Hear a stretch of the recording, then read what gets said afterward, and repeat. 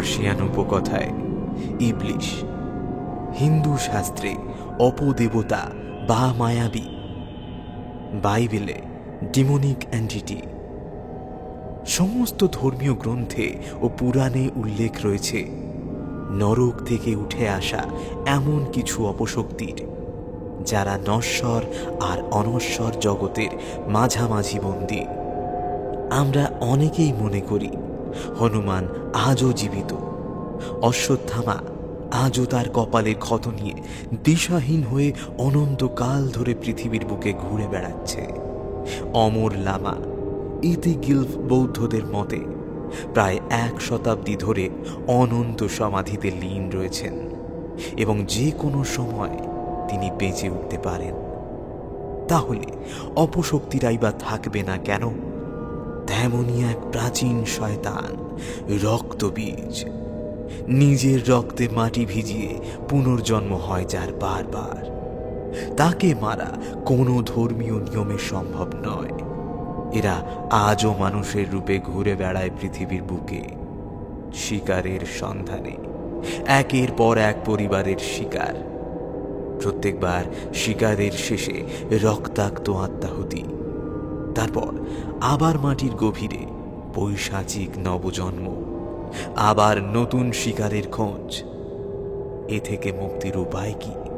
নাকি এভাবেই রক্তবীজের হাতে পৃথিবীর বুক থেকে মুছে যেতে চলেছে মানব সভ্যতা?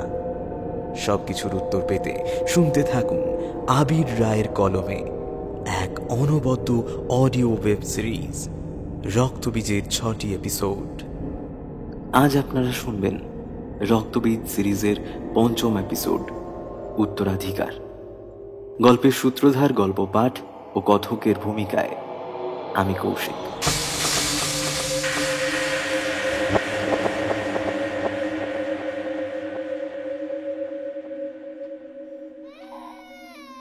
একটা অস্ফুট কান্নার শব্দে ঘুম ভাঙল।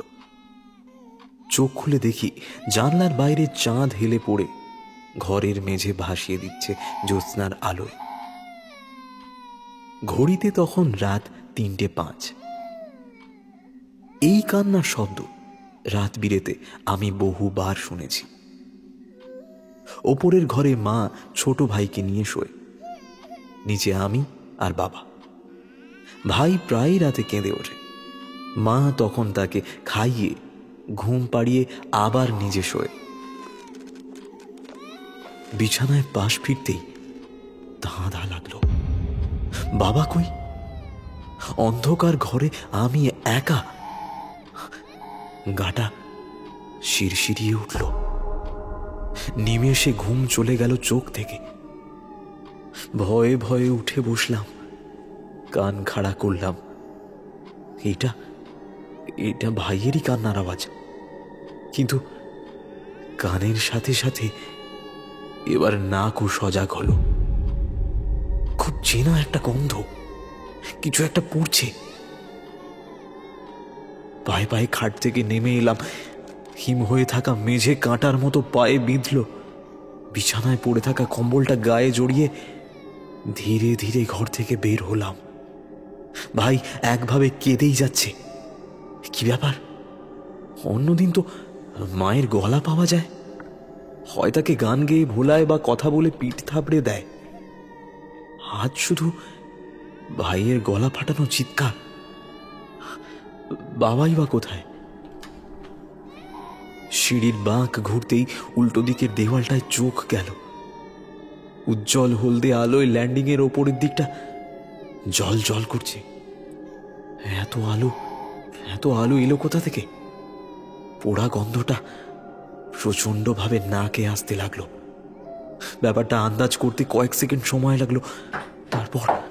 তারপর হুড়মুড় করে ওপরে গিয়ে উঠলাম।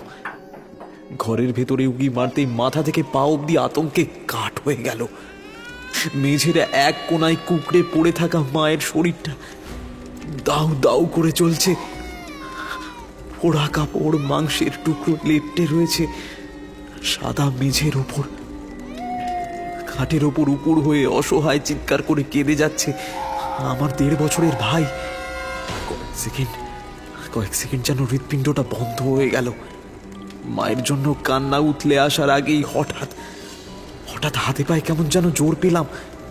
এক দৌড়ে ঘরে ঢুকে ভাইকে কোলে তুলে নিলাম। এবার চোখ গেল উত্তরের জানলাটার দিকে। সেটা সেটা হাট করে খোলা, আর হু হু করে ঠান্ডা হাওয়া ঢুকছে ঘরে। আগুনের তাপে ঘরটা গনগনে গরম, কিন্তু কিন্তু জানলা তো খোলা থাকার কথা নয়। মুখি মারতেই দ্বিতীয়বার আমার বুকে যেন বজ্রের আঘাত লাগলো। জানলা আর খাটের মাঝখানের মেঝে পড়ে রয়েছে আমার বাবা, চোখ বিস্ফারিত, শরীর অসাড়, থুতনি বেঁকে গিয়ে দুই চোয়াল ফাঁক হয়ে রয়েছে। এতক্ষণ ধরে যেই আর্তনাদটা গলার কাছে এসে আটকে ছিল, এবার সেটা বিস্ফোরণের মতো বেরিয়ে এলো।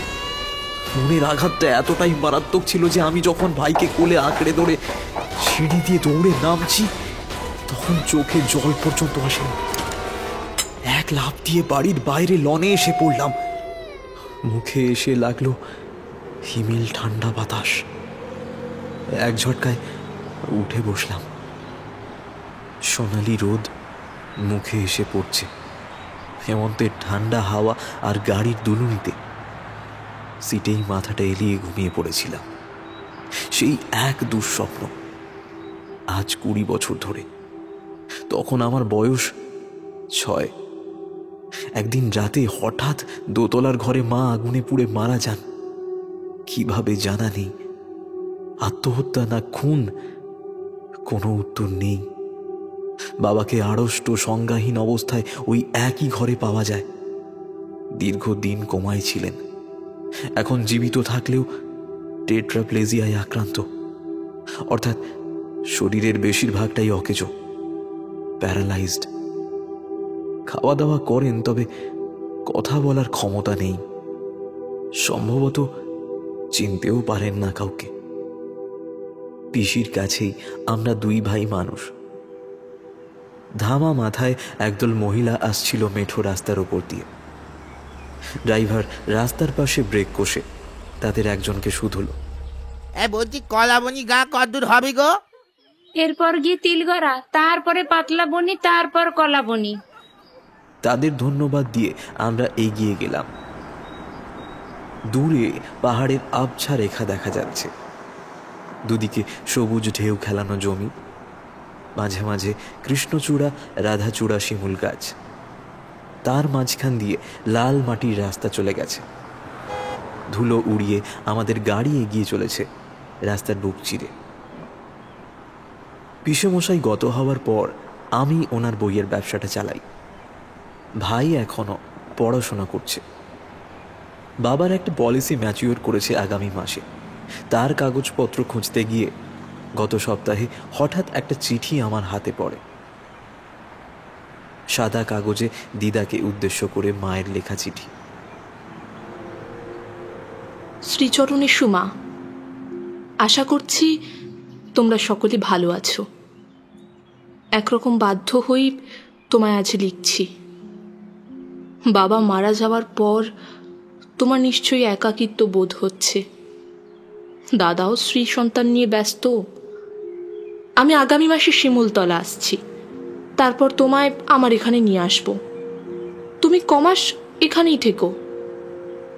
হয়তো তুমি ভাবছো হঠাৎ এরকম বলার কারণ কি। ইদানিং তাপসীর আচরণ কেমন অদ্ভুত ঠেকছে। আমার সাথে দুর্ব্যবহার বা আমার উপর কোনো অত্যাচার সে করছে না ঠিকই, কিন্তু রাতে কাজের থেকে ফিরে আনমনা হয়ে থাকা, ঘুমের ঘুরে কথা বলা, ঘন্টার পর ঘন্টা বাথরুমে কাটানো, সাধারণ রোজকার ঘটনা ভুলে যাওয়া, এসব কোনোদিন তার হয়নি। সে চিরকাল কর্তব্যপরায়ণ আর চৌকস। গত সপ্তাহে ঘুমের ঘোরে 2 বার সে চেঁচিয়ে উঠেছে। স্বপ্ন দেখছে কিনা জিজ্ঞেস করায় ঘরের মধ্যে বলল, একবার কলাবনি যেতে হবে। একবার কলাবনি যেতে হবে, কলাবনি যেতে হবে, যেতেই হবে।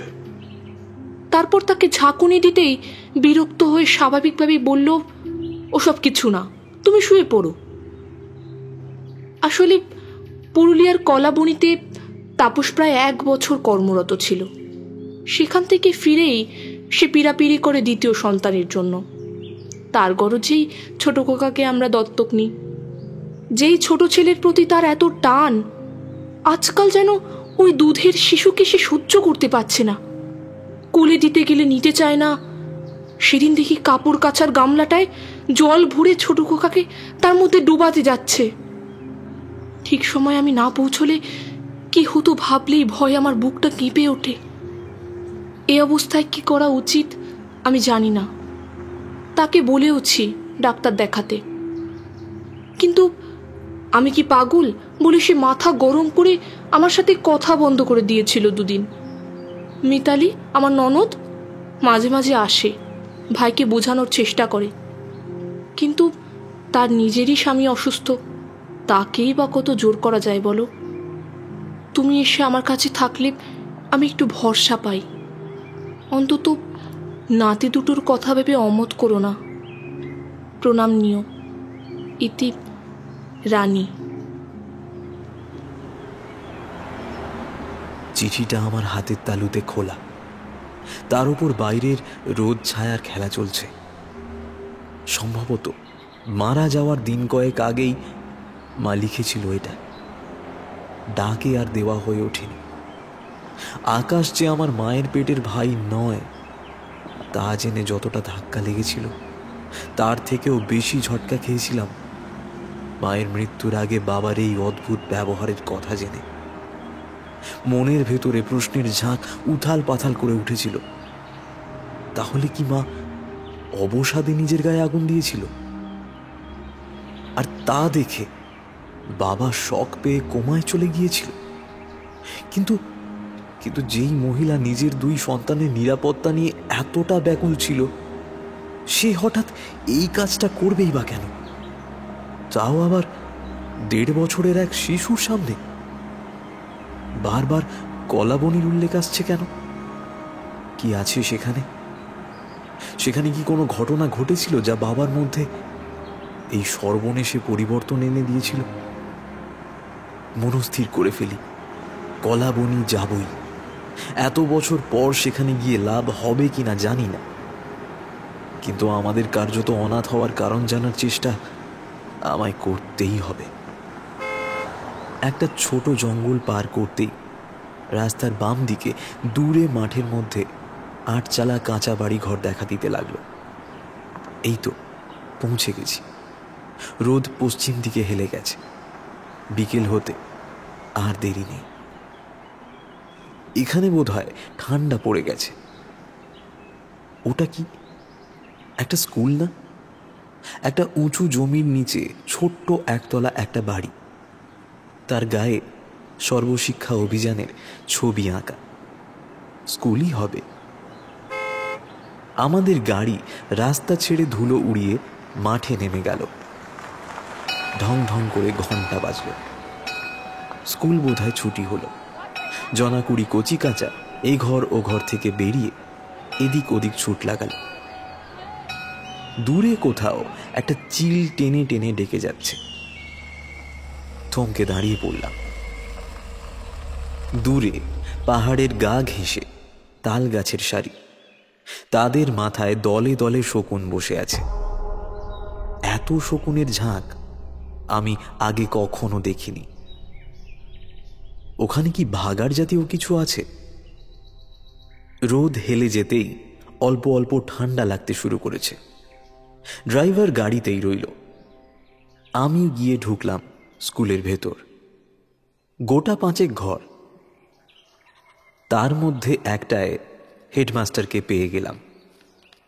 বছর 55 বয়স, সাদামাটা চেহারা, ভদ্র। আমি আসলে কলকাতা থেকে আসছি। জানি না আপনাকে জিজ্ঞেস করা ঠিক হবে কি না। কলাবনির পথে কংসাবতীর ওপর ব্রিজটা যখন হয়েছিল তখন ঠিকাদার কোম্পানির একজন ইঞ্জিনিয়ার এখানে কর্মরত ছিলেন। নাম তাপস পুষ্কর। এই এলাকায় তার সঙ্গে কাজকর্ম করেছিলেন এমন কোনো মানুষের সন্ধান দেওয়া কি আপনার পক্ষে সম্ভব? ভদ্রলোক আমার এমন প্রশ্নে প্রথমে একটু থতমত খেয়ে গেলেও বেশ মার্জিতভাবেই উত্তর দিলেন। সে তো ভাই বহু বছর আগের কথা বলছো। তা প্রায় বছর 20 তো হবেই। আগে তা হবে। তখন তো আমি এই স্কুলে ছিলাম না ভায়া। তবে ওই ব্রিজের আশেপাশে বাস করে এমন কারোর সাথে যদি তোমার কথা হয় তাহলে তাহলে হয়তো কিছু সন্ধান পেতে পারো। এলাকার অনেকেই তখন পঞ্চায়েতের কল্যাণে কাজে হাত লাগিয়ে 2 পয়সা রোজগার করেছিল বলে শুনিয়েছি। তেমন কি কেউ আপনার জানাশোনা আছে? দাঁড়াও দেখি। এই দাশু, কমলাদিকে একবার ডাকো তো। দাশু ছেলেটি শুধু কমলাদির জন্যই নয়, আমার জন্যেও 1 কাপ চা নিয়ে ফিরল। কমলাদি মহিলাটির বয়স আন্দাজ 75। চুল কাঁচা পাকা, মুখে বলি রেখা, পিঠ কুঁজো। ভালো করে দেখলে বোঝা যায় শাড়ির আড়ালে ঘাড়ের নিচে ওনার পিঠে একটা কুঁজ রয়েছে। মহিলা বিধবা, পরনে সস্তার সুতির কাপড়, পায়ে হাওয়াই চটি, তবে মুখে একটা অদ্ভুত ঔজ্জ্বল্য। চোখ দুটো খুব ঝলমলে, যেন এই বয়সেও প্রাণশক্তির ঢেউ খেলছে। কেন যেন ওনাকে দেখলেই মনে ধরে যায়। কমলাদি বাচ্চাদের খাবার টাবার বানান। উনি গ্রামের পুরনো মানুষ। ওনার বাড়ি হচ্ছে ওই ব্রিজের পূর্ব পাশে। তুমি ওনার সাথে কথা বলে দেখতে পারো। হেডমাস্টার বললেন। ভদ্রমহিলা গায়ে আঁচল জড়িয়ে পাশের চেয়ারটায় বসলেন। আমার নাম রক্তিম, আমি কলকাতা থেকে আসছি। আজ থেকে বছর 22 আগে যখন কংসাবতীর ওপর ব্রিজটা তৈরি হয় তখন তাপস পুষ্কর নামে একজন ইঞ্জিনিয়ার এখানে কর্মরত ছিলেন। শুনলাম গ্রামের অনেকেই তার সাথে কাজ করেছিলেন। তো আমায় এমন কারোর খোঁজ দিতে পারবেন? ভদ্রমহিলার মুখটা হঠাৎ কেমন কালো হয়ে গেল। খানিকক্ষণ এক দৃষ্টে আমার দিকে তাকিয়ে থেকে জিজ্ঞেস করলেন, আপনি কি ওনার কেউ হন? আমি ওনার ছেলে। চকিতে পাল্টে গেল মহিলার অভিব্যক্তি। ঝলমলে হাসি ফুটল কুঁচকে যাওয়া ঠোঁটে। আপনি তাপস সাহেবের ছেলে? আমি অবাক। আপনি আপনি চেনেন আমার বাবাকে? কেন চিনব না? উনি যে আমার হাতের খাবারই খেতেন। উনি ওই ব্রিজের পাশে টিনের ছাউনিতে থাকতেন বাকি বাবুদের সাথে। আমি রোজ টিফিন বাক্সে খাবার ভরে ওনার ঘরে দিয়ে আসতাম। আনকোরা জায়গায় এসে হেডমাস্টারের বদান্যতায় বেশ কাজ হয়ে গেল আমার। দাশু ছেলেটি স্কুলের পিয়ন কাম কেয়ারটেকার। গ্রামে থাকার জায়গা পাওয়া দুষ্কর বলে ভদ্রলোক আমায় দাশুর সাথেই স্কুলে থাকবার ব্যবস্থা করে দিচ্ছিলেন। কিন্তু কমলাদি আবদার করলেন যে আমায় তার বাড়ি নিয়ে যাবেন। উনি বৃদ্ধা মানুষ, বাইরের 2টো ঘর খালিই থাকে, তাতেই আমার আর ড্রাইভারের থাকার ব্যবস্থা উনি করে দেবেন। আমি মনে মনে ঠিক করলাম ফেরার সময় ওনার হাতে কিছু টাকা দিয়ে যাব। আসার পথে গাড়িটা বেশ কয়েকবার ব্যাক ফায়ার করেছিল। কমলাদিকে গাড়িতে তুলে যখন তার বাড়ির দিকে যাচ্ছি তখনও 2 হেঁচকে তুলল। এত বছর পর হঠাৎ এই গায়ে? কি ব্যাপার? বাবা কিছু করতে বলে পাঠিয়েছেন? কমলাদি জিজ্ঞেস করলেন। তিনি কিছু বলার অবস্থায় নেই। আজ প্রায় 20 বছর উনি মুখে কথাও বলেননি। আমি বলতে শুরু করলাম। ও, কি হয়েছিল? আমরা 2 ভাই। আমি রক্তিম, আর আমার থেকে 4.5 বছরের ছোট হচ্ছে আকাশ। বাবা 1 বছর এই গ্রামে কর্মরত ছিলেন। তারপর এখান থেকে ফিরে আকাশকে দত্তক নেয়। তারপর থেকেই বাবার মধ্যে মানসিক ভাবান্তর আসে। তার ব্যবহার অস্বস্তিকর থেকে ভয়ঙ্কর হতে আরম্ভ করে। এতটাই ভয়ঙ্কর যে একদিন উনি ছোট ভাইকে জলে ডুবিয়ে মেরে ফেলার পর্যন্ত চেষ্টা করেছিলেন। ঘুমের ঘোরে কলাবনীর নাম নিতে আরম্ভ করেন। 2 ছেলেকে নিয়ে মায়ের তখন আতঙ্কে দিন কাটছিল। তারপর হঠাৎ একদিন রাতে আমি মাকে পুড়ে যাওয়া অবস্থায় পাই, আর বাবাকে আড়ষ্ট নির্জীব অবস্থায়। বুকে করে ছোট ভাইকে বাঁচিয়ে পিসির বাড়িতে গিয়ে উঠি। এই ঘটনা আজ থেকে 20 বছর আগের, 12ই ডিসেম্বর 1994। তারপর আমাদের 2 ভাই আর বাবার দেখাশোনা পিসি আর পিসে মশাই মিলেই করেন। কমলাদি খানিকক্ষণ কোনো কথা বললেন না। আমি বললাম, আমার ধারণা সেই রাতের সেই ঘটনা কলাবনীর সাথে জুড়ে আছে। বাবা এখানে থাকাকালীন এমন কিছু হয়েছিল যা তার মধ্যে ভৌতিক বিকৃতি ঘটিয়েছিল। আজ এত বছর পর সেই প্রশ্নের উত্তর খুঁজতেই আমার এত দূরে ছুটে আসা। তোমার ছোট ভাই এলো না? সে কলকাতায় হায়ার স্টাডিজ করছে। সে এসব কিছুই জানে না। সে ছেলে মানুষ, আমার মতো স্থির আর ঠান্ডা মাথার নয়। উড়নচণ্ডী, মুক্তপ্রাণ। জানলে মনে কি প্রভাব পড়বে কে জানে।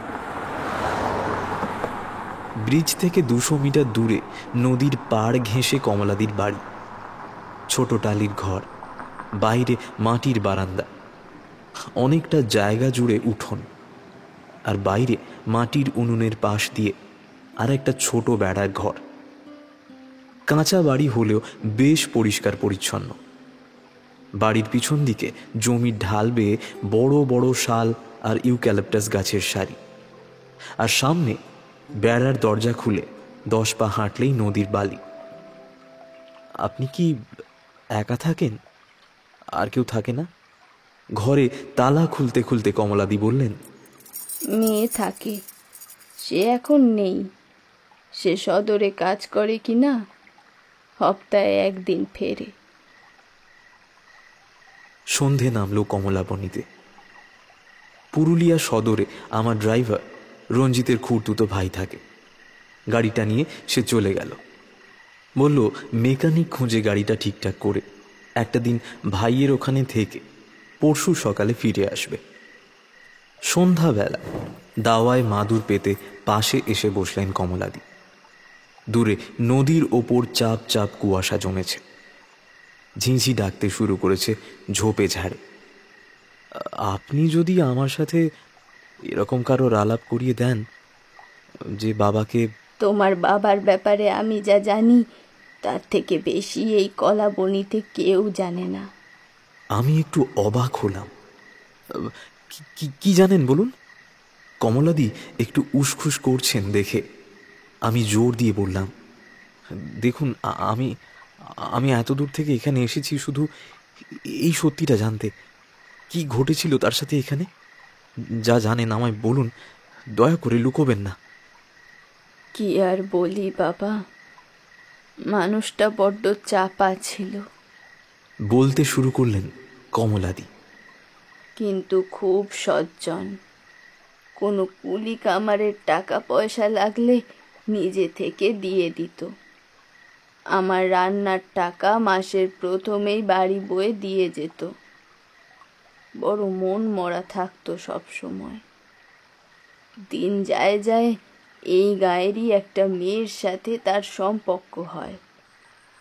উনি শহুরে মানুষ, ভদ্রলোক।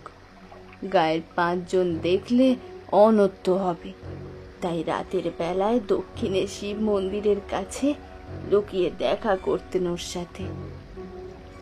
তবে মনের পীড়িত শুধু মন অবধি টিকে থাকেনি, তার আজ শরীরেও গিয়ে লাগে।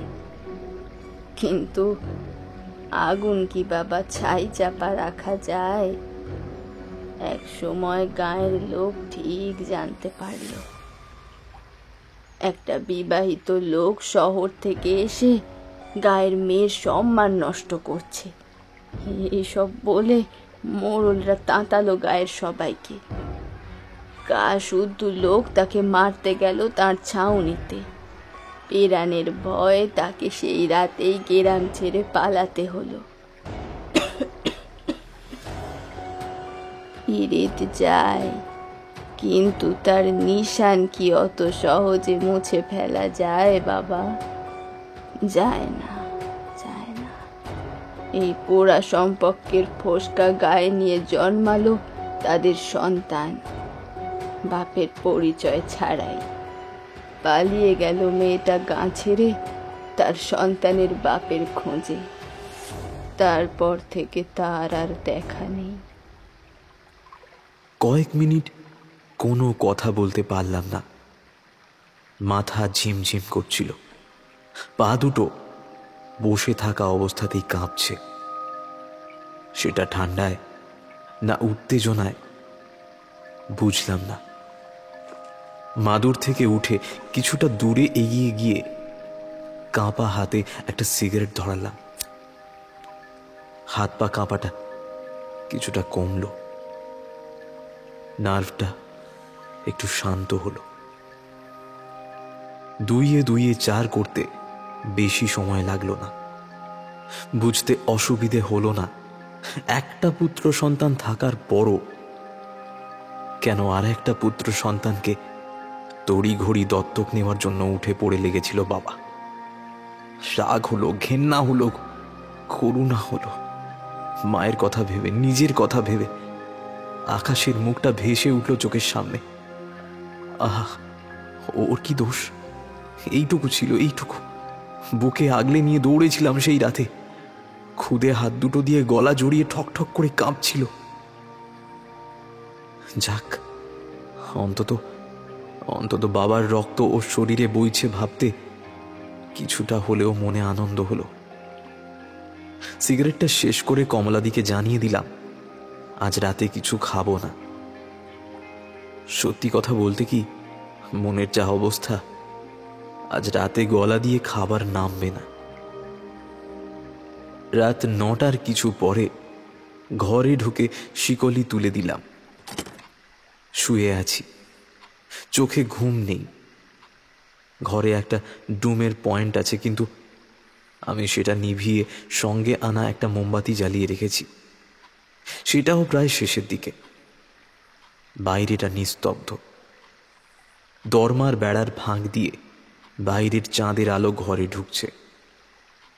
রাত এখন প্রায় 12টা। মোমবাতিটা নিভে গেল। পোড়া গন্ধে ঘরটা ভরে গেল। গন্ধটা ভালো লাগলো না, কোনোদিনও লাগেনি। হঠাৎ পোড়া গন্ধ ছাপিয়ে আর একটা গন্ধ নাকে এলো, পচা মাংসের। ঘরে কি ইঁদুর মরে পচেছে? কই, এতক্ষণ তো গন্ধ পাইনি। গন্ধটা যেন একটু একটু করে বাড়ছে। গায়ে দেওয়া একটা কম্বল ছিল, শীত যেন মানতে চাইছে না। ঘরের তাপমাত্রা কি হঠাৎ করে কমতে আরম্ভ করলো নাকি? নজর গেল বেড়ার দেওয়ালটার দিকে। একটু আগে চাঁদের আলো আসছিল, এখন অন্ধকার। কেমন করে? এত তাড়াতাড়ি তো চাঁদ সরে যাওয়ার কথা নয়। কেউ কি ওইখানটা এসে দাঁড়িয়েছে? কোনো শব্দ করলাম না। আলতো করে উঠে বসলাম। বাইরে পায়ের শব্দ। হ্যাঁ, কেউ একটা রয়েছে বাইরে। দরমার ফাঁক দিয়ে চাঁদের আলো আবার দেখা গেল। সরে গেছে ওখান থেকে। এটা কমলাদির পায়ের শব্দ নয়। উনি বৃদ্ধা মানুষ, এর পায়ে সম্ভবত জুতো আছে। গন্ধটা হঠাৎ যেমন এসেছিল, আবার সেইভাবেই হঠাৎ মিলিয়ে গেল। ঠান্ডাটাও যেন কম লাগছে। আলতো করে শিকলি নামিয়ে কপার দুটো হালকা ফাঁক করে বাইরে উঁকি মারলাম। শুনশান অন্ধকার উঠোনে চাঁদের আলো খেলা করছে। কানে আসছে নদীর ছলাৎ ছলাৎ আওয়াজ। এক পা করে উঠোনে বেরিয়ে এলাম। দূরে ঝোপের আশপাশে কয়েকটা জোনাকি উড়ে বেড়াচ্ছে। হঠাৎ ঘাড়ের লোম খাড়া হয়ে গেল। পায়ের শব্দ আমার ঠিক পেছনে। কেউ একটা এসে দাঁড়িয়েছে। আমি ঘোরার আগেই একটা কালো হাত আমার কাঁধে এসে পড়ল। আর্তনাদ করে ওঠার আগেই আর একটা হাত আমার মুখ চেপে ধরল। চাচাস না, লোকে আমায় চোর ভেবে পিটিয়ে দেবে। মুখ থেকে এক ঝটকায় হাতটা সরিয়ে দিলাম। আকাশ, আমার ভাই। ও কোথা থেকে এলো? জানলই বা কি করে যে আমি কোথায় আছি? গায়ে নীল শার্টের ওপর কালো জ্যাকেট, হাতে বাইকার্স গ্লাভস, গায়ে বোধহয় গোটা 1 বোতল পারফিউম মেরে এসেছে। নাক জ্বলে যাচ্ছে গন্ধে। আকাশ আমার থেকে 2 ইঞ্চি লম্বা। আমি যেমন স্টাইল ফ্যাশনের ধার ধারি না, ও পুরো উল্টো। সব সময় চুল ছেঁটে, দাড়ি গোঁফ কামিয়ে, টিপটপ। গায়ের রঙও আমার থেকে অনেকটাই ফর্সা।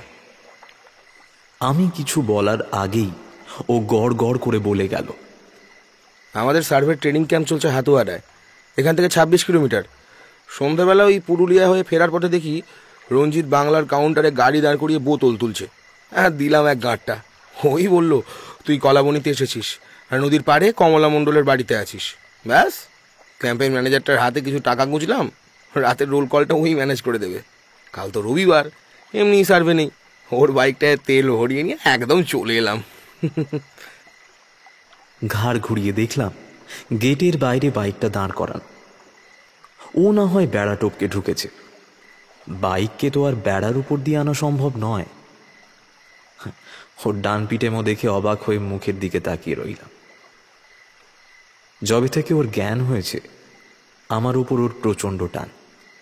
আমি স্কুল যেতাম আর ও গেট ধরে দাঁড়িয়ে থাকতো আমার ফেরার অপেক্ষা করে। ওর যখন হাতে খড়ি দেওয়ানো হলো, ও লিখতে লিখতে ঠাকুর মশাইয়ের কোলেই মাথা ঘুরে পড়ে গিয়েছিল। সবাই বলেছিল এ ছেলের ওপর মা সরস্বতীর অভিশাপ আছে, এর পড়াশোনা হবে না।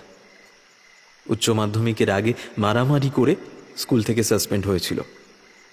জয়েন্টে যখন 110 র্যাঙ্ক করলো, আমায় টানতে টানতে নিয়ে গেছিল স্কুলে। তারপর হেডমাস্টারের সামনে দাঁড় করিয়ে বলেছিল, এই যে স্যার, আমার দাদা আমায় পরীক্ষার জন্য পড়িয়েছে। র্যাঙ্ক করতে আপনার স্কুলের সাহায্য লাগেনি আমার। আমি আশেপাশে আছি শুনেই তাই চলে এসেছে। রঞ্জিতটাও বলিহারি, কি দরকার ছিল বলার? কি রে, কি ভাবছিস? আরে আমি মরে ভূত হইনি রে। আমি রাস্তায় আমার কোনো অ্যাক্সিডেন্টও হয়নি। এই দেখ না, দেখ দেখ চাঁদের আলোয় আমার কেমন ছায়া পড়ছে। বলে খিলখিল করে হাসলো আকাশ। ঘরে নিয়ে গেলাম ওকে। আমার মাথায় অন্য চিন্তা ঘুরছে। ও এসে উপস্থিত হওয়া মানে সব জেনে যাওয়ার সম্ভাবনা থাকে। তবে মায়ের চিঠিটাও দেখেনি। কাজেই আমি কেন এসেছি সে বিষয়ে ওর জানার কথা নয়। আর কমলাদি অজান্তে আগ বাড়িয়ে কিছু বলবে না বলেই আমার বিশ্বাস। গাড়িটা তালা দিয়ে বাইরেই রাখ, অনেক রাত হয়েছে, তুই এসে শো। আমার পাশে চৌকিতে শুয়ে নিমেষের মধ্যে আকাশ ঘুমিয়ে পড়ল। ঘুম নেই আমার চোখে। মোমবাতিটা দপদপ করছিল দেখে আকাশের ঝোলানো জ্যাকেটের পকেট থেকে পেন নাইফটা বের করে সলতেটা একটু উস্কে দিলাম। প্রায় শেষ হয়ে এলেও মিনিট খানেক আরও চলে যাবে। একটা খটকা মনে বারবার খোঁচা মারছিল। সেই রাতে কে এসেছিল? আকাশ যদি ওই মহিলার সন্তান হয়েও থাকে, আমার বাবার সাথে যদি তার সম্পর্ক থেকেও থাকে, আমার মায়ের মৃত্যুর জন্য দায়ী কে? কোথাও যেন একটা সুর বেসুরে বাজছিল।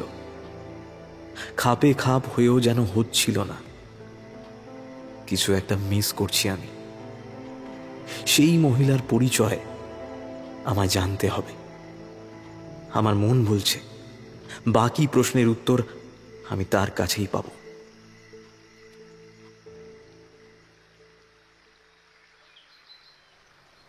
পরদিন সকালে উঠে দেখি কমলাদির ঘর তালা দেওয়া। বোধহয় সকালে বেরিয়েছেন কোথাও। আমি আর আকাশ ঘরের হুড়কো টেনে বাইকে করে বেরিয়ে পড়লাম গ্রামের পশ্চিমের দিকে। মাঠের ভেতর দিয়ে কিছুটা দূরে যেতেই একটা গহ্বর চোখে পড়ল। তার পাড়ে একটা উঁচু টিলার ওপর ভগ্নদশায় দাঁড়িয়ে রয়েছে বহু প্রাচীন একটা আটচালা মন্দির।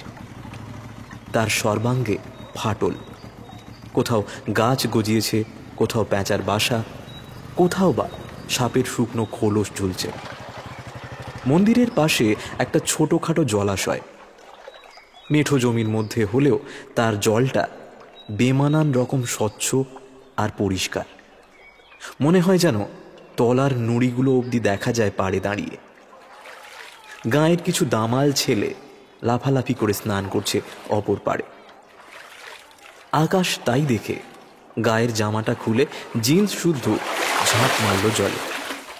নেমে আয় দাদা, দুবার এবার ওপার করে দেখ, সকাল সকাল শরীর পুরো ঝরঝরে হয়ে যাবে।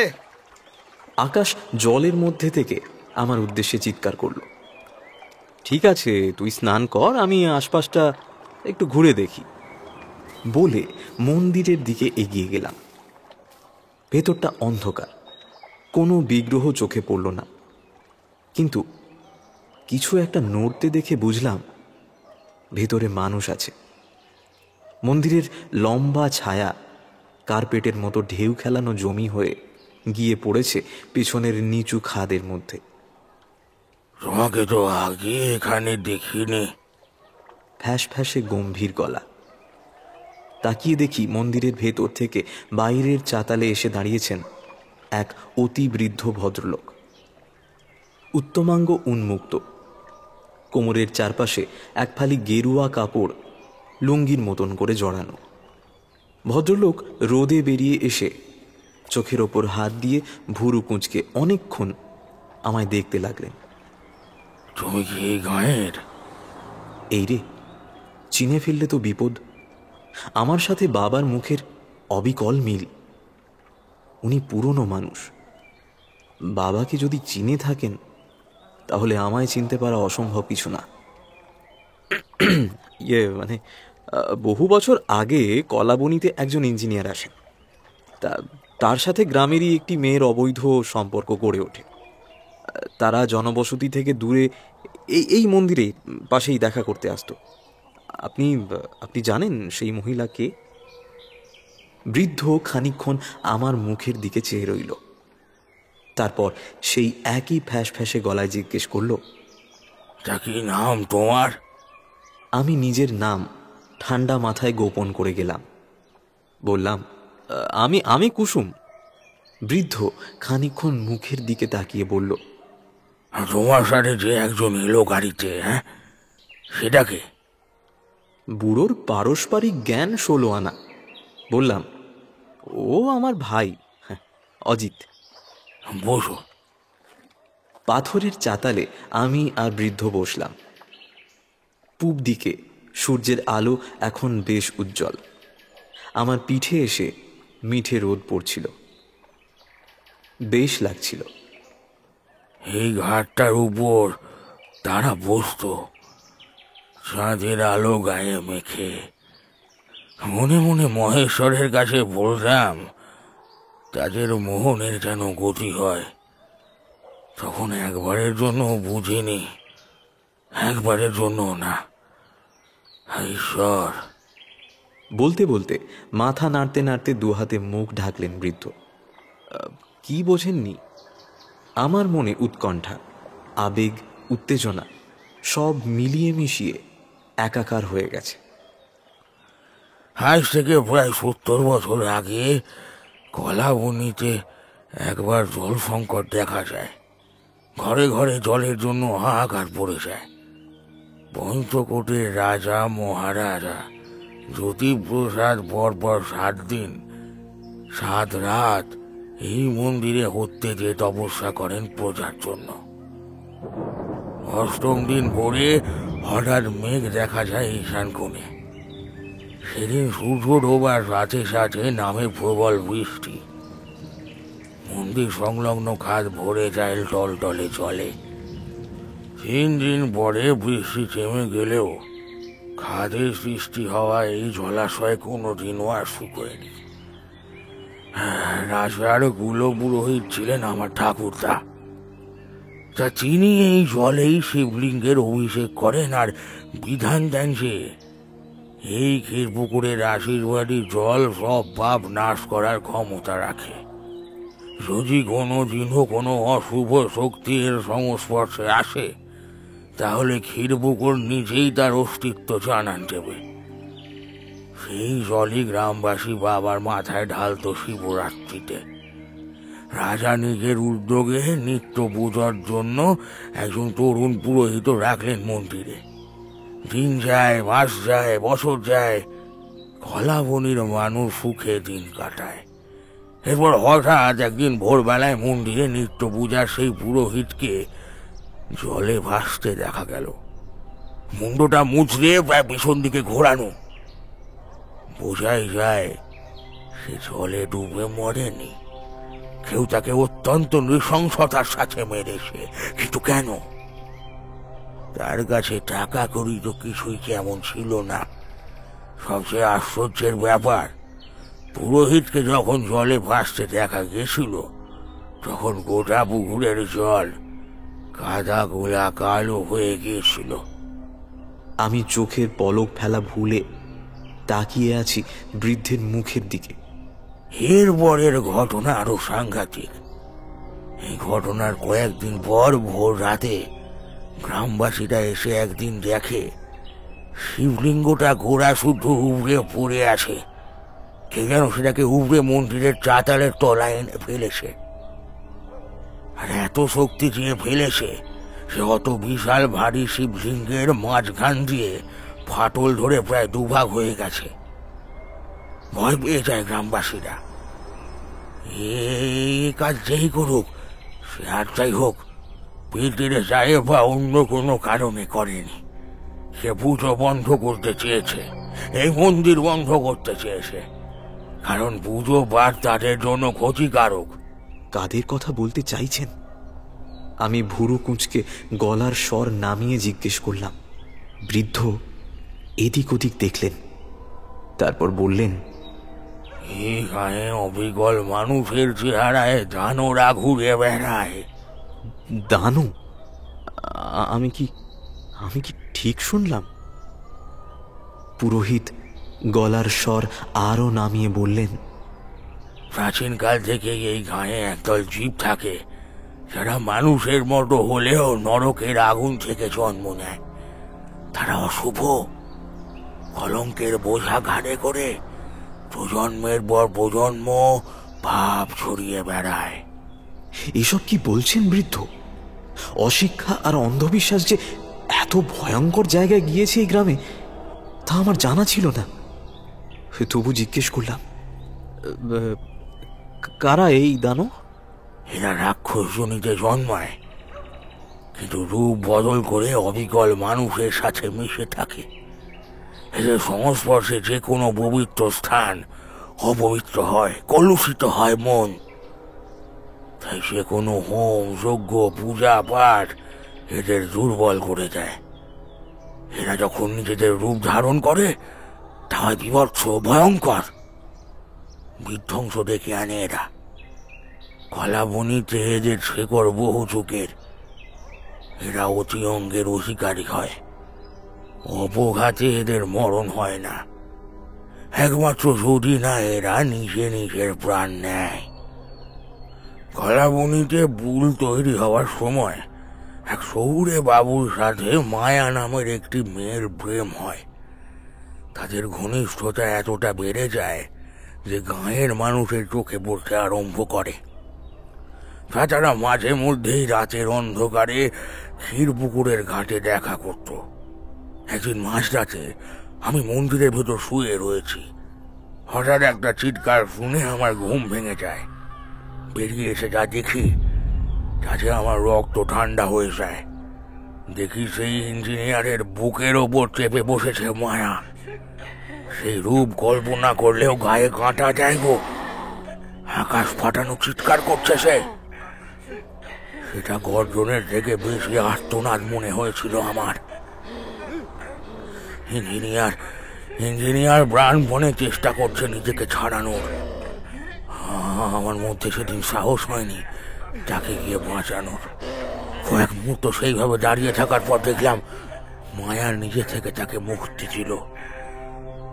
ইঞ্জিনিয়ারকে কিছু বলার চেষ্টা করলো সে, কিন্তু ভদ্রলোক নিজের প্রাণ বাঁচিয়ে পালালেন। সেই রাতের পর তাকে আর এই গাঁয়ে দেখিনি। এই ঘটনা আমি গাঁয়ের কাউকে বলতে পারিনি, কারণ লোকে ভাববে আমার মাথার বিকৃতি আছে। এরপর বহুদিন মায়াকেও দেখতে পাইনি। আর এর প্রায় 1 বছর পর ভোরবেলা ক্ষীরপুকুরের জলে মায়ার দেহ ভাসতে দেখা যায়। গোটা পুকুরের জল মিশকালো হয়ে গিয়েছিল।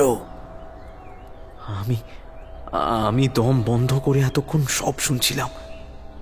ঠান্ডা এখনো ততটা পড়েনি, তবুও দেখলাম হাতের লোমগুলো খাড়া হয়ে গেছে। শ্বাস টেনে বললাম, গ্রামবাসীরা তাহলে ইঞ্জিনিয়ারের ওপর খেপে যায়নি? তেমন তো কিছু শুনিনি বাবা। তাজ্জব, একটু অবাক লাগলো আমার। আচ্ছা আচ্ছা ঠাকুর মশাই, এই যাদের কথা আপনি বললেন, এদেরকে মারার কি কোনো উপায় নেই? হ্যাঁ, এরা স্বজাতির হাতে ছাড়া মরবে না, কারণ এদের প্রাণের অংশ এদের উত্তরসূরিদের মধ্যে থেকে যায়। এদের শেষ জীবিত উত্তরসূরি এদের প্রাণ ভোমরা হয়। চল রে। ঘাড় ঘুরিয়ে দেখলাম আকাশ গা মুছে জামা টামা পরে রেডি। এই বুঝি অজিত? পুরোহিত বললেন, আগে ঠিক আছে ঠাকুর মশাই, আজ আমরা আসি। অনেক উপকার করলেন। হাইওয়ের ধারে একটা ধাবায় দুপুরের খাবার খেয়ে 10 মাইল দূরের পেট্রোল পাম্প থেকে 1 বোতল তেল তুলে বাড়ি ঢুকে দেখি ভেতরের ঘরের বাইরে তখনও তালা দেওয়া। আমরা বাইরের ঘরের দরজা খুলে ভেতরে গিয়ে ঢুকলাম। আকাশ হাই তুলতে তুলতে তক্তপোষে শুয়ে পড়ল। ঘুম নেই আমার চোখে, মাথায় হাজার চিন্তা জাল বুনে চলেছে। বিশ্বাস অবিশ্বাসের মাঝে আমি এক পাল ছেঁড়া নৌকার মতো দিশাহীনভাবে পাড়ের তালাশ করছিলাম। কিন্তু মনের জলের গভীরতা যতই কমতে থাকছিল, তলা থেকে একটু একটু করে বেরিয়ে আসছিল ভয়ঙ্কর বিভৎস একটা বাস্তব। গাঁয়ের লোক বাবাকে তাড়ায়নি, বাবা প্রাণের ভয় পালিয়েছিল।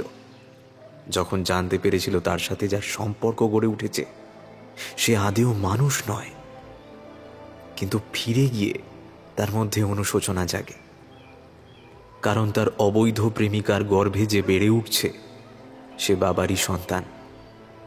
মায়া তার বাচ্চার জন্মের পর আত্মহত্যা করে, সেই খবর বাবার কাছে পৌঁছানো মাত্র বাবা তড়িঘড়ি বাচ্চাটিকে দত্তক নেয়। আমি ঘুরে তাকালাম আকাশের দিকে। তার বাঁ হাতে জন্ম থেকেই একটা কোড়ে আঙুল বেশি, অতি আঙ্গিক। আকাশ আমার ভাই, আমার স্বপ্ন, আমার সবচেয়ে বড় অবলম্বন, সে আদেও মানুষ নয়। নাকের পাশ দিয়ে জল গড়িয়ে পড়ল চোখ বেয়ে। হঠাৎ বিশ্ব সংসারে নিজেকে বড় একা মনে হতে লাগলো। কিন্তু মায়া যদি আত্মহত্যাই করে থাকে, তাহলে আমার মাকে মারল কে? দরকার নেই, যতটুকু জেনেছি যথেষ্ট। আর এখানে থাকার কোনো প্রয়োজন নেই। এই ভয়ানক সত্যির বোঝা বুকে নিয়ে আমি বাকি জীবনটা কাটিয়ে দিতে পারবো, কিন্তু আকাশ যদি জানতে পারে। ভাবতে ভাবতে কখন যেন ঘুমে চোখ জড়িয়ে এলো।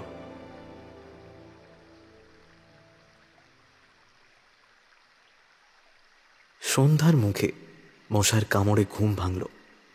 পায়ে পায়ে বেরিয়ে এলাম উঠোনে। কমলাদির ঘর দেখলাম এখনো তালা দেওয়া। ওনারা হলো কি? কাল তো এর আগে ঘরে চলে এসেছিলেন। আমি হাঁটতে হাঁটতে নদীর পাড়ে এসে দাঁড়ালাম। একটা সিগারেট ধরালাম। মুখের সামনে বাবার মুখটা ভেসে উঠল। কয়েকদিনের একটা নিষিদ্ধ সম্পর্ক, তার কত বড় খেসারত দিল মানুষটা। কিছুটা দূরে কয়েকজন ব্যস্ত হয়ে আলোচনা করতে করতে যাচ্ছে। দুটো শব্দ আমার কানে এলো, ক্ষীরপুকুর, কালো। আকাশ আর জলে নেমেছিল। সিগারেটটা শেষ করে পায়ে পায়ে ঢালবে উঠে দেখি বেড়ার দরজাটা খোলা। আকাশে তারা ফুটে উঠেছে, ঠান্ডা হাওয়া দিতে শুরু করেছে। উঠোনে অপর কোনায় ওটা কে? কমলাদি না? কখন এলো? আর উনি হন্তদন্ত হয়ে এদিক ওদিক কি খুঁজছেন? কি ব্যাপার কমলাদি, কি খুঁজছেন? আমার কথা কি ওনার কানে পৌঁছায়নি? তাহলে উনি আমার দিকে কোনো ভ্রুক্ষেপ না করে আমাদের থাকার ঘরটার ভেতরে বাইরে পাগলের মতো কেন দৌড়োদৌড়ি করছেন? নদীতে কি বান এসেছে? জলের এত গর্জন তো আগে শুনিনি। নাকি আমার মনের ভুল? কমলাদি হঠাৎ আমার দিকে ফিরে বললেন, তোমার সাথে যে কাল রাতে এখানে ছিল সে কই? আশ্চর্য, তার গলাটা এমন ঠেকছে কেন? ঘর ঘরে সর্দি বসা গলার মতন। কোথায় সে? হঠাৎ যেন দুপর্দা চড়ে গেল তার আওয়াজ। ঘরেই আছে, বা হয়তো আশেপাশেই। আমি শান্তভাবে উত্তর দিলাম। ঠান্ডা হাওয়া গালে মুখে পিনের মতো ফুটছে আমার। কমলাদি এগিয়ে এলেন আমার দিকে। কাল তো তাঁর চোখের তলায় এতটা কালি পড়েছে দেখিনি। তার কি শরীর খারাপ? কাল রাতে যে এখানে ছিল সে কে? হ্যাঁ, কে সে? কলের পুতুলের মতো এক সুরে প্রশ্নটা করলেন কমলাদি। সে আমার ভাই আকাশ। অন্ধকার হয়ে এসেছে। থমথমে মুখে চোখের পাতা না ফেলে আমার মুখের দিকে তাকিয়ে আছেন মহিলা। চোখের দৃষ্টি কেমন ঘোলাটে, মাথার চুল উস্কো খুস্কো। ধীরে ধীরে তার ঠোঁটে একটা হাসি ফুটল। কাল যেমন উদার প্রাণ খোলা হাসি দেখেছি তেমনটা নয়, ঠান্ডা রহস্যময় হাসি। যেন কাল দেখা মানুষটা আর আজ দেখা মানুষটা দুটো আলাদা মানুষ। সেই গন্ধটা, তার গন্ধ কাল পাইনি, আজ পাচ্ছি। দুলে দুলে কথাগুলো নিজের মনেই বলে গেলেন কমলাদি। হাসতে গিয়ে তার দাঁতগুলো বেরিয়ে পড়েছে। সেগুলো যে এরকম নোংরা কালো ছোপ ধরা তা তো কাল খেয়াল করিনি। হঠাৎ তার মুখের অভিব্যক্তি বদলে গেল। আমি ঘাড় ঘুরিয়ে দেখি আমার পাশে এসে দাঁড়িয়েছে আকাশ। ঘর থেকে বাইরে এসেছিল বোধহয়। প্রায় কয়েক মিনিট আকাশের দিকে হাঁ করে তাকিয়ে রইলেন মহিলা। আকাশের দৃষ্টিও যেন তাঁর দিকেই আটকে। এলোমেলো পাকা চুলগুলো মুখের উপর উঠছে কমলাদির। তারার আলোয় মুখের ভাঁজগুলো তারা আরো অন্ধকার লাগছে। প্রকৃতি যেন হঠাৎ বোবা হয়ে গেছে। আজ কোনো ঝিঁঝির আওয়াজ কানে আসছে না। সেইভাবে খানিকক্ষণ আকাশের দিকে তাকিয়ে থেকে মহিলা আমার দিকে ফিরলেন। আমার মেয়ে এসেছে, দেখা করবে না?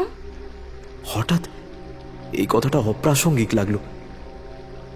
আকাশ একবার আর চোখে আমার দিকে দেখে নিল। এসো বলে কমলাদি হাঁটা দিলেন আমাদের ঘর পেরিয়ে ভিতরের দিকে। তার পেছনে আমরা। আমাদের আর কমলাদির ঘরের মধ্যিখানে ঝোপ জঙ্গলের আড়ালে যে আর একটা তালাবন্ধ পাকা ঘর রয়েছে তা এতক্ষণ খেয়াল করিনি। কমলাদি বন্ধ দরজার সামনে দাঁড়ালেন, ঘাড় ঘুরিয়ে আর একবার আকাশের দিকে তাকালেন। তারপর আঁচল থেকে চাবি বের করে তালাটা খুললেন। এই ঘরের মধ্যে ওনার মেয়ে রয়েছে, তালাবন্ধ অবস্থায়। কিভাবে সম্ভব? ঘরের ভিতরটা মিশকালো অন্ধকার। আমরা ঢুকতেই কমলাদি দরজাটা বন্ধ করে দিলেন। এ কি করছেন? আমি গলা চড়ালাম। দোর খোলা থাকলে সে আসবে না। আমার বুক টিপ টিপ করতে আরম্ভ করলো।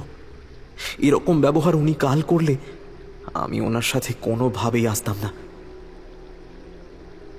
ঘরে দুটো মোমবাতি জ্বালানো হয়েছে, দুদিকের দুটো জানলার কপাট বন্ধ, গরাদের শিকগুলো এলোমেলো হয়ে বেঁকে রয়েছে।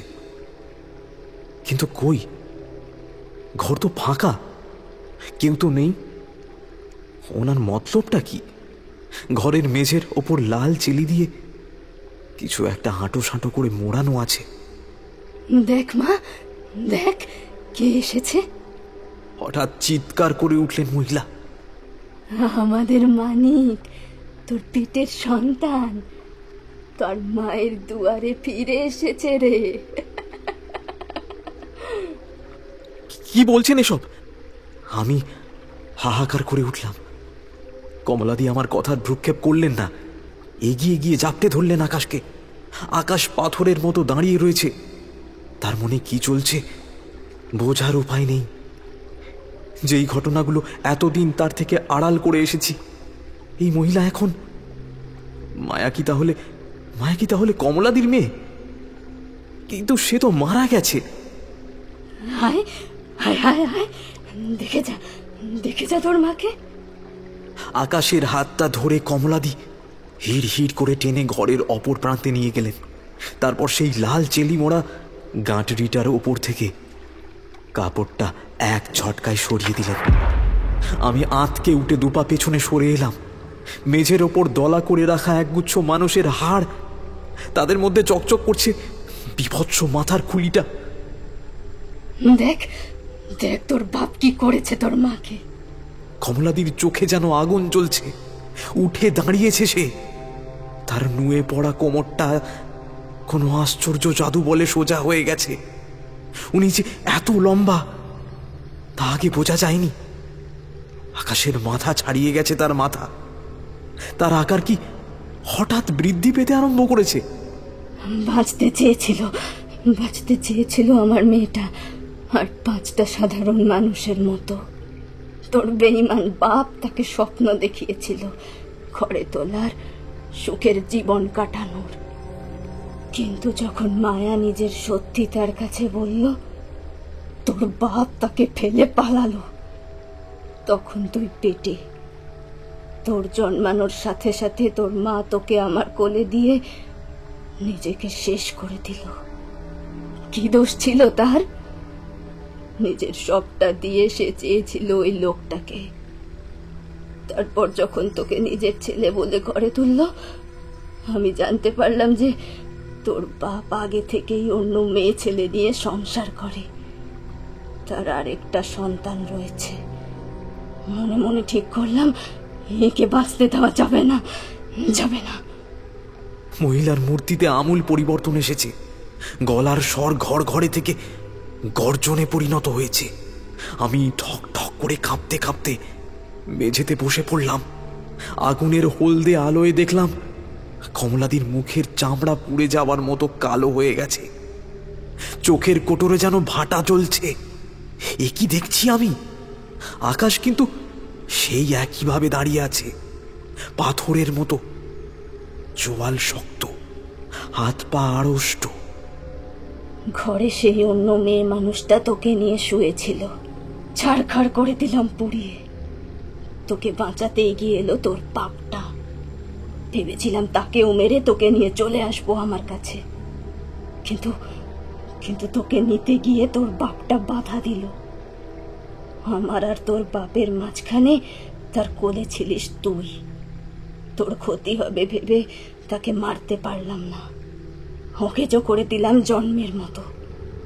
কিন্তু আমি জানতাম একদিন তুই আসবি, তুই ঠিক ফিরে আসবি। সে মানুষ হোক, রাক্ষস হোক, সে আমার ভাই। বুকে করে আগলে বড় করেছি তাকে। এই অমানুষটা আমার মাকে শেষ করেছে, বাবাকে পঙ্গু করেছে, কিন্তু জন্মের দোহাই দিয়ে আমার ভাইকে আমার থেকে কেড়ে নিতে পারবে না। এক লাফে উঠে দাঁড়ালাম। ঘরের এক কোনায় পুরনো আসবাবপত্র লাট করা ছিল। টেনে বের করলাম একটা চেয়ারের ভাঙা পায়া। তারপর মাথার ওপর হাত ঘুরিয়ে সপাটে চালালাম মহিলার মুখ লক্ষ্য করে। টাল খেয়ে দুপা পিছিয়ে গেল সে। গর্জে উঠল তারও স্বর। বাপ গেছে, মাও গেছে, বাকি শুধু তুই। জিপটার মুখ ঘুরে গেল আমার দিকে। কি বিভৎস সে মুখ, যেন মাংস শিরা উপশিরা ঝলসে গিয়ে কালিয়ে গেছে। তোকে ঘরে এনেছিলাম নিজের নাতি ভেবে, কিন্তু যখন জানতে পারি তুই অন্য মেয়ে মানুষটার পেটে ধরা ছেলে, তখন তোকে কাল রাতেই শেষ করতে চাই, কিন্তু বাধা পাই। এবার ধীরে ধীরে পিঠের কাপড় সরাতে লাগলো সে। দেখতে পেলাম তার কুঁচটা ঘাড়ের সাথে লাগা, অতি আঙ্গিক। কিন্তু এ কি, কুঁচটা হঠাৎ যেন জায়গা পরিবর্তন করলো। সর্বাঙ্গ কাঁপতে আরম্ভ করেছে বিভৎস মূর্তিটার। ঘরে হঠাৎ একটা চেনা দুর্গন্ধ, ঠিক কাল রাতের মতো। মানুষ রূপ পুরোপুরি বদলে রাক্ষস রূপ ধরেছে স্ত্রীলোকটা। কুঁচটা হঠাৎ কাঁধ হয়ে সোজা উঠে ঘাড়ের পাশে দাঁড়িয়ে গেল। তার ভেতর থেকে ফুটে উঠল তীক্ষ্ণ দাঁতে ঢাকা একটা মুখ, দগদগে একটা নাক, আর জ্বলন্ত দুটো চোখ। একটা মাথার পাশে জেগে উঠল আর একটা মাথা। চিৎকার করে উঠলাম আমি। এক জোড়া মুখ বিকট শব্দে হেসে উঠল ঘর কাঁপিয়ে। তারপর মূর্তিটা দুপা পিছিয়ে গেল আমার ওপর ঝাঁপাবে বলে। হঠাৎ বাঘের মতো আমাদের মাঝখানে এসে দাঁড়ালো আকাশ। তার চেহারাতেও যেন পরিবর্তন এসেছে।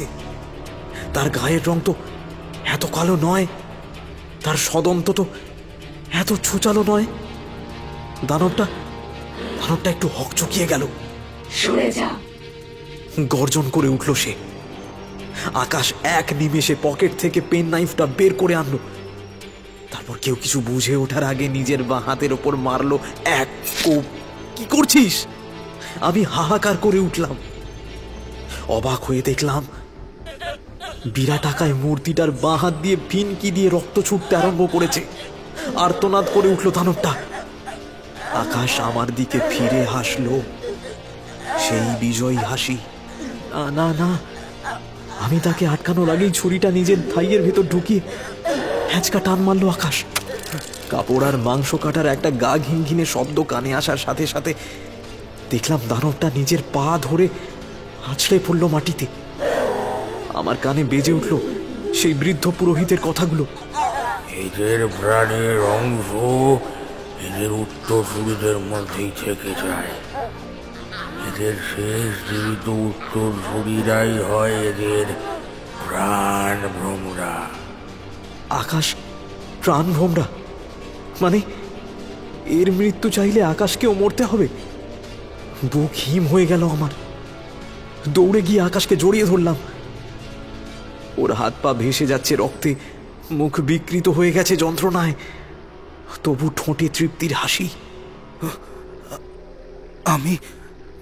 আমি কখনো তোদের মতো ছিলাম না রে দাদা। আমি থাকি কি না থাকি কি এসে যায়। আমি থাকলে একে মারা যাবে না একে। আমি জাপটে ধরলাম আকাশকে। কিছুতেই আমি ওকে এই কাজ করতে দেব না। আমি সব হারিয়েছি, চোখের সামনে নিজের ভাইকে হারাতে পারবো না। কিন্তু আকাশ তো আকাশই, জেদি, একরোখা, দাপুটে। এক ধাক্কায় আমায় পেছনে ফেলে নিজে আমার আর দানবটার মাঝখানে গিয়ে দাঁড়ালো। ওর গায়ে এখন আসুরিক শক্তি। ক্ষমা করে দিস দাদা। আকাশ ছুরিটা তুলে নিজের গলার নালিতে ঠেকালো। আমার দম বন্ধ হয়ে গেল। হঠাৎ রাক্ষসীটা যেন একটু থামলো।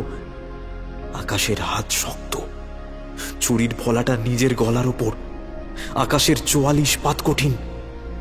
তার মুখের প্রতিচ্ছবি পড়ছে দুটো মাথার 4টে চোখের ওপর।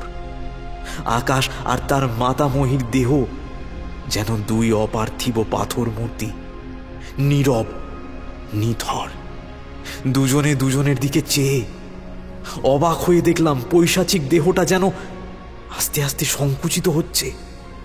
দ্বিতীয় মাথাটা পেছনে এলিয়ে পড়ে কুঁজের আকার নিয়ে নিল। হুমড়ি খেয়ে মেঝেতে পড়ল কমলাদি। আকাশের হাতের ফলা তখনও একই জায়গায়। হাঁপাতে হাঁপাতে একবার মুখ তুলে মহিলা তাকালো সে নিজের নাতির দিকে। রাগ বিদ্বেষের বদলে দেখলাম সেই চোখ চিকচিক করছে জলে। বৃদ্ধা খানিকক্ষণ নির্বাকভাবে আকাশের মুখের দিকে তাকিয়ে থাকলো, তারপর ঘাড় নেড়ে দুবার নায়ের ভঙ্গিতে ইশারা করল। তারপর হঠাৎ কিছু বুঝে ওঠার আগে এক লাফ মেরে পেছনের জানলার বেরিয়ে থাকা গরাদ সজোরে নিজের গলায় বিধিয়ে দিল। ঘাড়ের পেছন দিয়ে ফুটো হয়ে কিছুটা কালচে রক্ত ছিটকে পড়ল মেঝেতে। কয়েক সেকেন্ডের ছটফটান, তারপর বৃদ্ধার নিথর দেহটা আলগা হয়ে তলায় রাখা হাড়ের স্তূপের ওপর আছড়ে পড়ল। আকাশ তখনও গলায় ফলাটা ধরে রয়েছে। এবার লক্ষ্য করলাম তার হাত কাঁপছে। আমি উঠে গিয়ে হাত থেকে আলতো করে ছুরিটা নিয়ে নিলাম। আকাশ ধপ করে মেঝেতে বসে পড়ল। নজর তখনও হাড়ের স্তূপের ওপর পড়ে থাকা দেহটার দিকে। এবার আমার দিকে ফিরল সে। খপ করে আমার হাতটা ধরল। ঠকঠক করে কাঁপছে তার হাত। আমি দুহাত দিয়ে আকাশের মাথাটা বুকে চেপে ধরলাম। এবার সে ফুঁপিয়ে কেঁদে উঠল। হাত দুটো দিয়ে সেই ছোটবেলার মতো আমার গলা জড়িয়ে ধরল। আমি নিশ্চিত হলাম একাধারে আমার ভাই এখনো মানুষ আছে।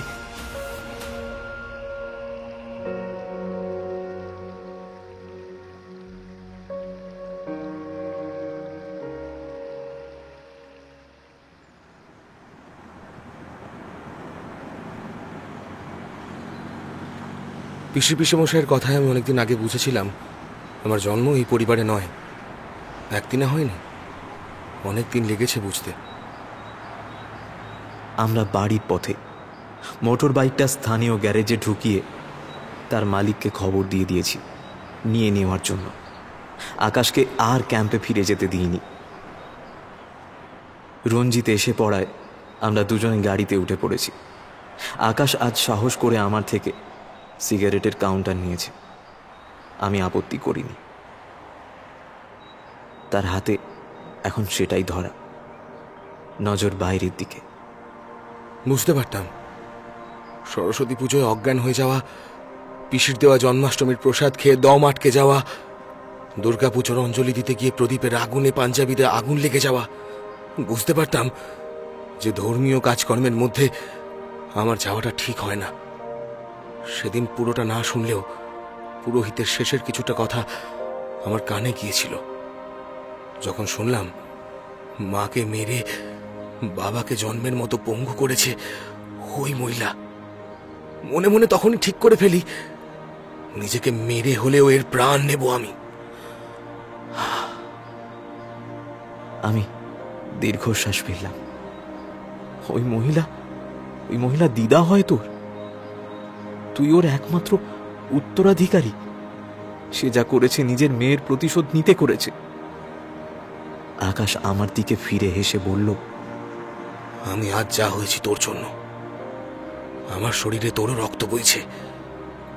যে মানুষটা প্রাণের ভয় ত্যাগ করে শুধুমাত্র অনুতাপের বশে আমায় আপন করে নেওয়ার সাহস দেখায়, আমি তার উত্তরাধিকারী। আর এই পরিচয়টা আমি সারা জীবন বুক ফুলিয়ে লোককে দিয়ে যেতে চাই। আকাশ সিগারেটের শেষ টানটা মেরে জানলার বাইরে ছুঁড়ে ফেলল ফিল্টারটা। আমি বাইরের দিকে তাকালাম। দূরে পাহাড়ের গা ঘেঁষে তালগাছের সারিগুলো চোখে পড়ল। তাদের মাথায় আজ আর একটাও শকুন নেই।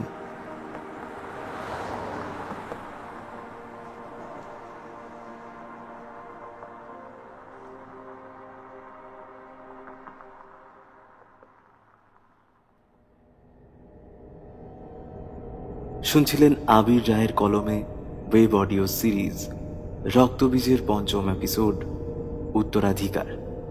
আজকের গল্প পাঠ তথা কথকের ভূমিকায় আমি কৌশিক। বিভিন্ন চরিত্রে বর্ণিশা, ইভান, কৌশিক, অনন্যা এবং তমাল প্রচ্ছদ নির্মাণে কৃষ্ণেন্দু, আবহ ও স্পেশাল এফেক্টসে শ্যাডো, পরিচালনায় অভিজিৎ, সমগ্র পরিবেশনা ও প্রযোজনায় বিভা পাবলিকেশন। আমরা সিরিজের অন্তিম এপিসোড নিয়ে শীঘ্রই হাজির হব আপনাদের কাছে। তবে আপনাদের কাছে একান্ত অনুরোধ, আপনারা দয়া করে চ্যানেলটি সাবস্ক্রাইব করে রাখুন, যাতে এই সিরিজের কোনো গল্পই মিস না হয়ে যায়। আর সিরিজটি শুনে অবশ্যই আপনাদের মূল্যবান মতামত জানান আমাদের। আপনারা এইভাবে পাশে আছেন বলেই তো আমরা 1 লক্ষ সাবস্ক্রাইবারের খুব কাছাকাছি। তাই গল্পটি ভালো লেগে থাকলে আপনাদের পরিচিত মহলে শেয়ার করতে পারেন। সবাই খুব ভালো থাকবেন। শুভরাত্রি।